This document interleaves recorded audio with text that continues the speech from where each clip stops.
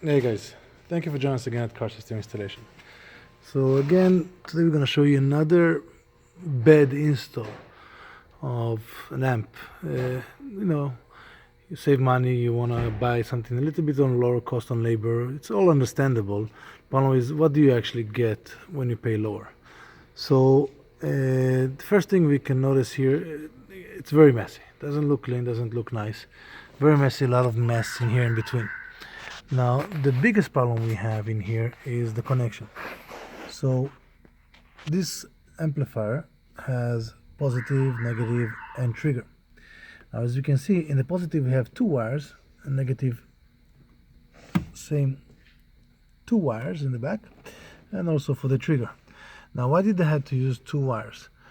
What they did, instead of properly use a splitter or not a set of wiring or something in between, they jumped a very, very thin wire. This is a 10 gauge wire to the second amp, which obviously the wires are too thin. This one should be at least 4 gauge wiring, but they use a very thin ones. So they just used very high, the 4 gauge to the main amp, and then jumped another one to the second one. Now, to do it the right way, clean way, first thing we recommend to use the right size, because wires can overload, can heat up, and can have issues. Second thing is to have it clean and nice, use a splitter, because this looks like a mess.